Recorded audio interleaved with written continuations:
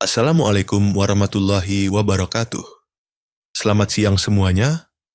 Perkenalkan, nama saya Miftahul Khairi, mahasiswa dari Universitas Muhammad Natsir Bukit Tinggi, Program Studi Administrasi Publik Nagari semester 4.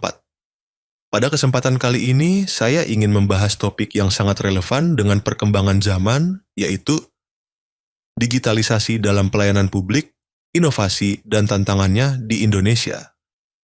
Administrasi publik adalah proses penyelenggaraan kebijakan dan pelayanan oleh aparatur negara untuk memenuhi kebutuhan masyarakat. Ruang lingkupnya mencakup fungsi-fungsi pemerintahan seperti perencanaan, pengorganisasian, pengarahan, koordinasi, hingga pengawasan.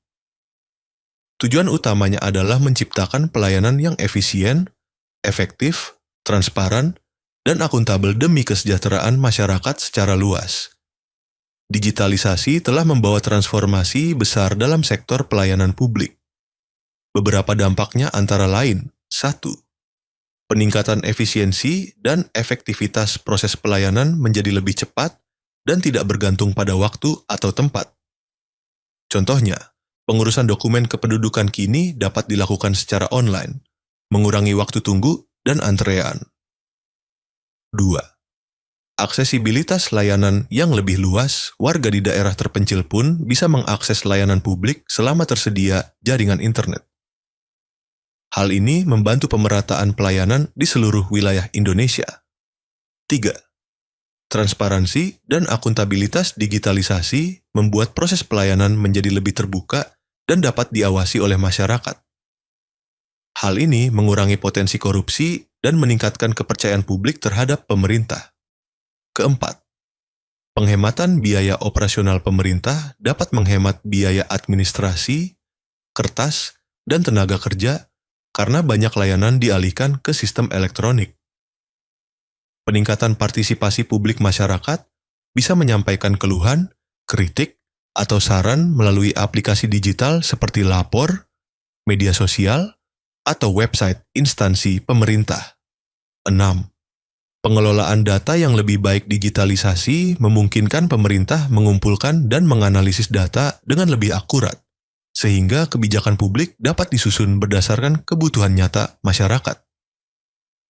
Indonesia telah menerapkan berbagai inovasi e-government, di antaranya lapor, layanan aspirasi, dan pengaduan online rakyat. Aplikasi untuk menyampaikan aspirasi atau pengaduan kepada instansi pemerintah secara langsung. eKTP, sistem identitas digital yang mengintegrasikan data kependudukan secara nasional. Peduli Lindungi, aplikasi pemantauan dan pelacakan mobilitas masyarakat yang berperan penting selama pandemi COVID-19.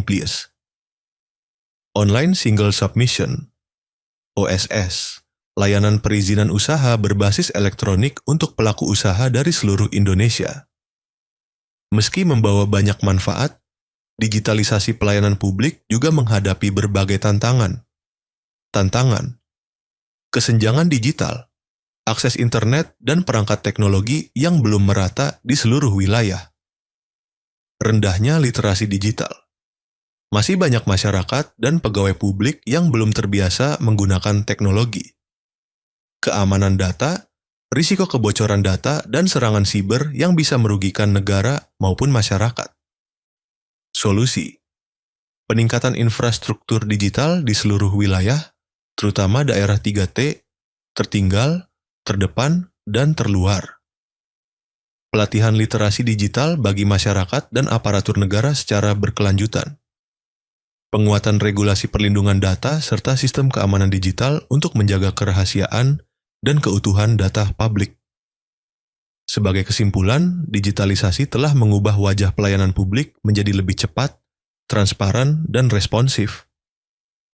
Melalui e-government, pemerintah dapat membangun sistem pelayanan yang modern dan adaptif terhadap kebutuhan masyarakat. Namun, kita juga harus bersama-sama mengatasi tantangan yang muncul agar digitalisasi tidak menciptakan kesenjangan baru. Oleh karena itu, mari kita sebagai generasi muda ikut berperan aktif, baik sebagai pengguna yang cerdas maupun sebagai penggerak perubahan menuju pelayanan publik yang lebih baik, inklusif, dan digital. Terima kasih atas perhatian teman-teman semua. Wassalamualaikum warahmatullahi wabarakatuh.